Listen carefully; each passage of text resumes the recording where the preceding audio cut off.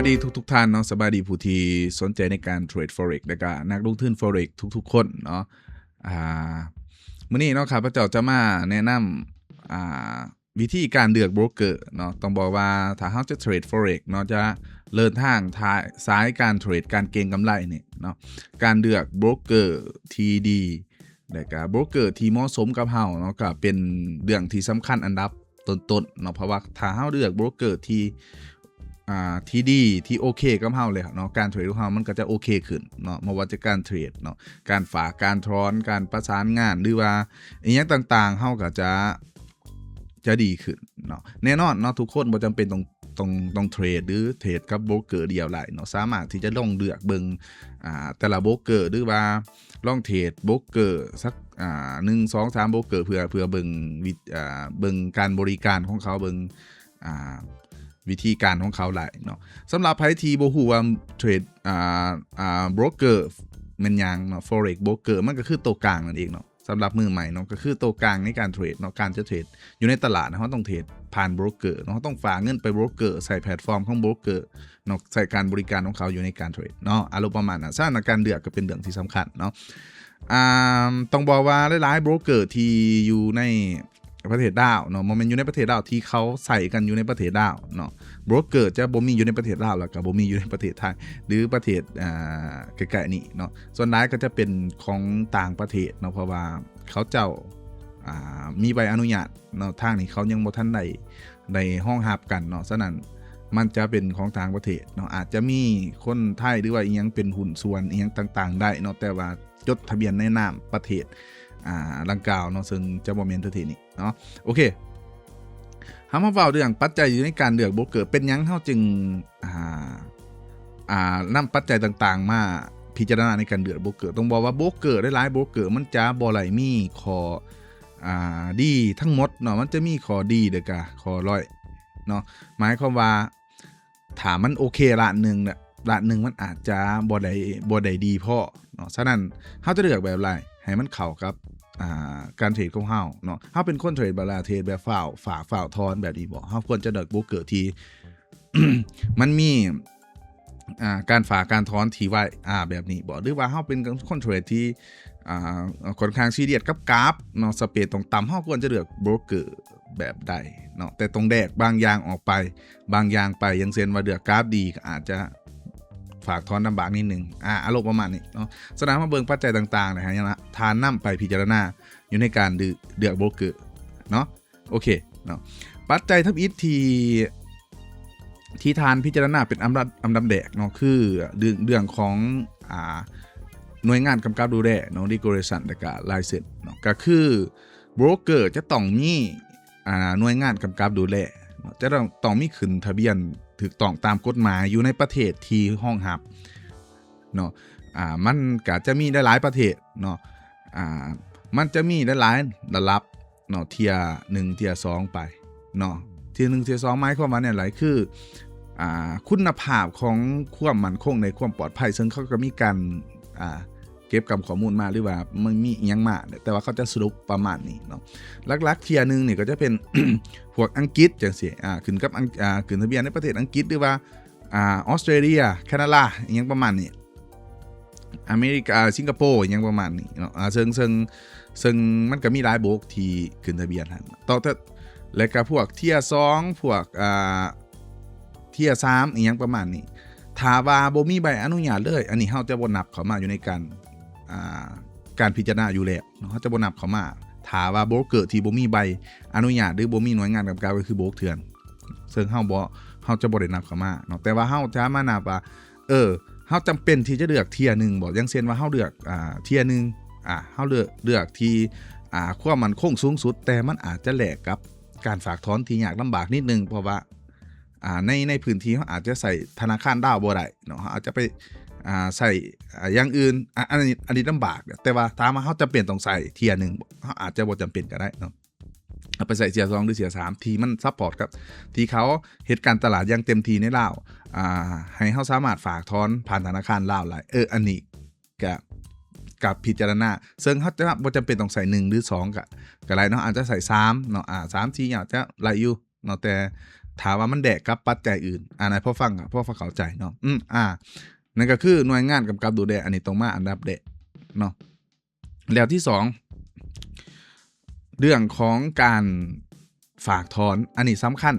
อันลับ2เลยแหละเพราะว่าถ้าว่าโบรกเกอร์ใดก็ตามที่ว่ามันอาจจะมีความมั่นคงดีสุดยังดีสุดแต่ว่าการฝากถอนสำหรับคนดาวเฮานี่มันจะต้องฝากถอนแบบไรต้องบอกว่าทุกคนมันบ่ได้สามารถที่จะฝากถอนได้บ่มีบัญชีของต่างประเทศจังเช่นบัญชีธนาคารของไทยจังซี่อาจจะบ่ได้มีเนาะหรือว่าอาจจะบ่ได้มีคริปโตวอลเล็ตเนาะบ่ได้สมัครไว้เนาะมีแต่ธนาคารลาวจังซี่อย่างที่จังซี่เนาะก็ต้องเลือกโบรกเกอร์ที่มันให้บริการฝากถอนอยู่ในลาวหลายต้องบอกว่าการฝากถอนอยู่ในประเทศลาวถามว่าผ่านธนาคารมันจะยังบ่ทันได้แม่นแบบเขาเรียกว่าจะได้ contact rate ที่แบบว่า contact rate แบบที่เชื่อมต่อกันเลยจะบ่แม่นแบบนั้นเนาะจะยังเป็นแบบแมนนวลเนาะจะยังบ่ทันเป็นอัตโนมัติเนาะจะยังเป็นแบบเฮาต้องมีตัวแทนต่อโอนเงินเข้าไปบัญชีจะเป็นบุคคลที่3แต่ว่าเขาจะเป็นตัวแทนเนาะนี่ต้องโอนเงินเข้าไปแล้วเขาจะอันนี้เด้อเขาจะเอาเงินเข้ามาโบรกเกอร์อีกทีนึงถอนก็เช่นเดียวกันเนาะก็ต้องได้ผ่านตัวแทนคือเก่าเนาะเขาเรียกว่า payment gateway เนาะผู้บริการฝากถอนทุกโบรกเป็นแบบนั้นเนาะเป็นแบบนั้นแล้วก็หลายๆโบรกก็ใช้การฝากถอนเจ้าเดียวกันฉะนั้นถ้าทานบอกว่าโบรกนี่ซ่าโบรกนี่ไว้อารมณ์ประมาณนี้แต่ทานอาจจะหูบอกว่ามันบักเดียวกันนั่นแหละเนาะที่มันให้การบริการฝากถอนฉะนั้นความซ่าความไวกับปัจจัย1ก็ขึ้นกับโบรกปัจจัย2ก็ขึ้นกับผู้ให้บริการเนาะฉะนั้นถ้าเฮาเลือกโบรกเกอร์ที่มันมีหลาย2ทางเพื่อเฮ็ดให้การฝากถอนของเฮาดีขึ้นก็ดีมีแบบไรแน่มีธนาคารลาวเจ้านี้VCL JDB หรืออีหยังต่างๆหรือสามารถฝากถอนไปคริปโตเคอเรนซีซึ่งปัจจุบันถ้าทานมีบัญชีคริปโตเคอเรนซีมี wallet ของคริปโตเคอเรนซีก็ถือว่าถ้าใส่ตัวนี้ก็ถือว่าค่อนข้างเบิดปัญหาแล้วเพราะว่ามันจะบ่ได้มันจะไวเนาะมันจะไวแต่ก็ตลอด24ชั่วโมงนึงจะมันเป็นระบบออโต้เนาะตลอด24ชั่วโมงยิ่ง Binance Pay นี่ทานฝากถอนได้เบิดแต่ว่าจะดีของคนฝากถอนส่วนใหญ่คนเทรดปัจจุบันนี่เริ่มอยากไปทางแบบบ่คือสมัยแต่ก่อนหรือว่าบ่คือแต่ก่อนที่แบบว่าฝากเข้าไปจำนวนหลายแล้วก็ค่อยๆเทรดแบ่งเทรดเท่าละเล็กเท่าน้อยแล้วก็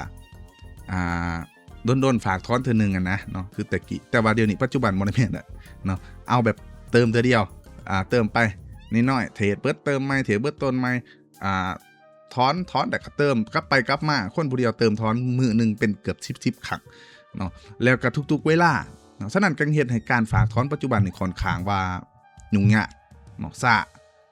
าเนาะบางครั้งก็การฝากถอนผิดๆพลาดๆโอนบัญชีผิดเนี่ยเอาบัญชีผิดไปโอนซื้อบ่คือกันแน่จำนวนผิดพลาดเฮ็ดให้การฝากถอนยุ่งยากฉะนั้นถ้ามีการฝากถอน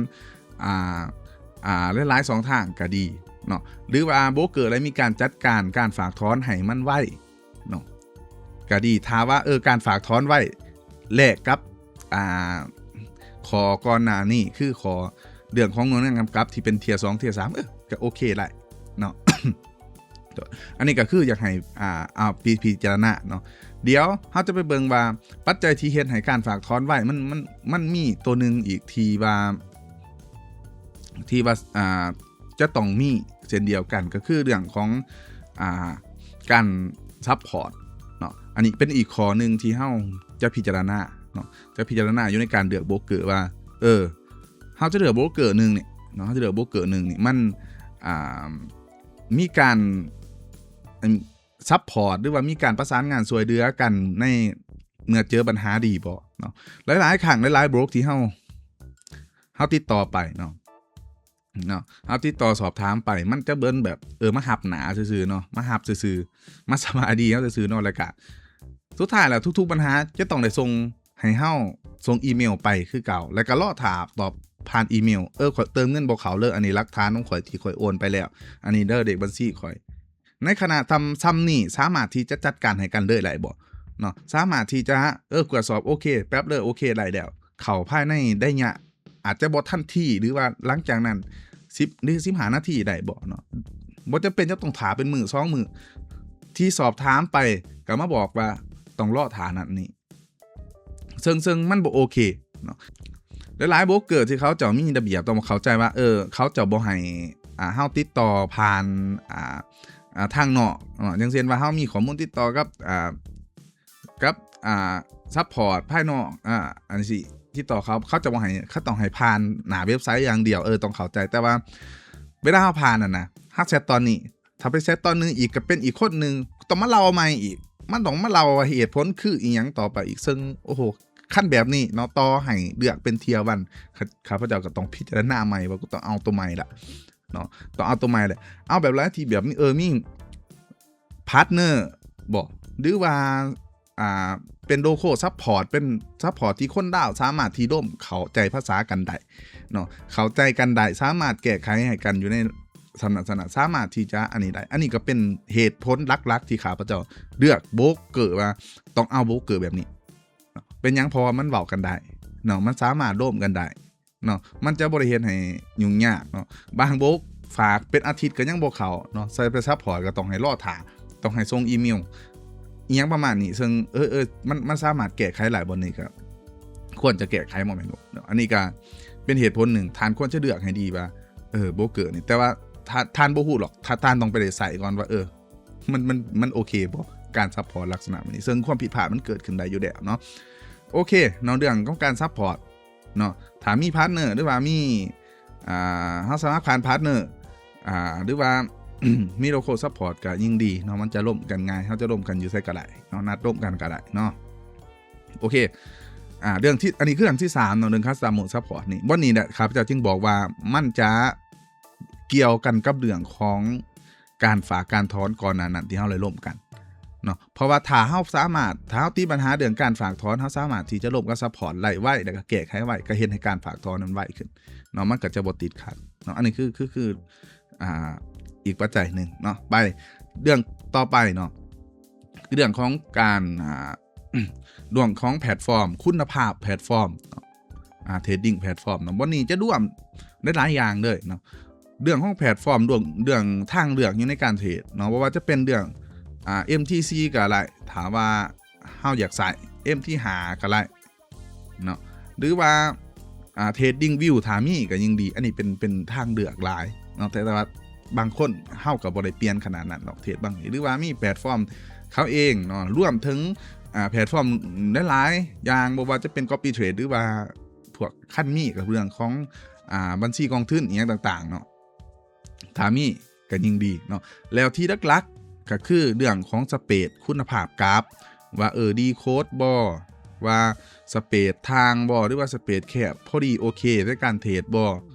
บ่นี่ก็ต้องไล่เบิ่งว่ามันโอเคบ่เนาะถ้ามันโอเคก็โอเคได้เนาะแต่ว่าถ้าว่ามันพอเพียงสำหรับเฮาแล้วMT5 มีแล้วสเปดพอดีโอเคเนาะกราฟบ่ค่อยดีโค้ดบ่ค่อยข้างก็โอเคสามารถใช้ได้เนาะถ้าว่ามันบวกกับปัจจัยอื่นที่เฮาโอเคเนาะอันนี้ก็คือคุณภาพแพลตฟอร์มเนาะมันก็รวมๆกันหลายอย่างเนาะแล้วก็ต่อไปก็เรื่องนึงที่หลายๆคนเลือกที่จะใส่โบรกเกอร์นี่มีหลายคนบอกว่าโอ้ยข้าพเจ้าแนะนำว่าถ้าว่าสิฝากสิถอนแบบดูเนาะฝากถอนคือเจ้าจังซี่ไปใส่โบรกเกอร์นี่เป็นยังใส่แบบนี้เป็นยังมันจังไว้แต่บ่เลือกเป็นยังบ่เลือกเพราะว่ามาเลือกโบรกนี่เพราะว่าโปรโมชั่นหรือว่าเพราะว่าโบนัสไหลโบนัสอันนี้เนาะแล้วแค่เพียงโบนัสนี่เท่านั้นบ่อย่างเช่นจังซี่แต่ว่าถ้าทานอยากกับโบนัสก็ต้องเลือกที่จะยอมรับอีหยังบางอย่างที่มันด้อยอย่างเช่นว่าการฝากถอนจังซี่มันก็จะอาจจะบ่นี่แต่ว่าเลือกบัญชีที่มันมีโบนัสเพราะว่าจังซี่เนาะซึ่งก็หลายแต่ว่าข้าพเจ้าบ่ค่อยปานใดกับเรื่องโบนัสโปรโมชั่นอีหยังประมาณนี้เพราะว่าเฮาเทรดได้โอเคก็โอเคแล้วเนาะหลายๆบางโบรกก็มีโบนัสบ่ทุกโบรกแหละเนาะแต่ว่ามันมาเป็นบางครั้งเนาะหรือบางโบรกก็บ่มีอารมณ์ประมาณนี้อันนี้ก็คือเรื่องของปัจจัยอันที่จริงเฮามี4 หาปัจจัยอยู่ในการให้ทานเลือกว่าทานจะเลือกจากแบบใดเนาะ ก็ประมาณนั้นเนาะสำหรับใครที่อยากรู้ข้อมูลเรื่องโบรกเกอร์เนาะเรื่องการเทรดก็สามารถเข้าไปติดตามในเว็บไซต์หลายซึ่งข้าพเจ้าก็เขียนรีวิวในไลน์โบรกเกอร์ไว้แล้วก็ลองไปหาใส่เบิ่งเนาะถ้าทานบ่ฮู้ว่าจะเลือกจังไดอยากได้คำปรึกษาก็สามารถติดต่อมาข้าพเจ้าได้เนาะยินดีให้คำปรึกษาเนาะก็ตามที่ข้าพเจ้าบอกบ่มีโบรกเกอร์ไล่ข้าพเจ้าบ่เคยที่จะบอกโบรกเกอร์นี่ดีทุกอย่างบ่เคยมีมันจะมีตัวดีตัวด้อยเนาะแต่เฮาเลือกเอาตามที่เฮาอันนี้เนาะก็ประมาณนั้นเนาะใครมีคำถามหรือว่าทานมีคอมเมนต์แนวอะไรก็สามารถที่จะคอมเมนต์ได้ทานใส่โบรกเกอร์ใดเป็นจังไดโอเคบ่สามารถคอมเมนต์ได้เนาะสำหรับคลิปนี้เนาะขอบใจ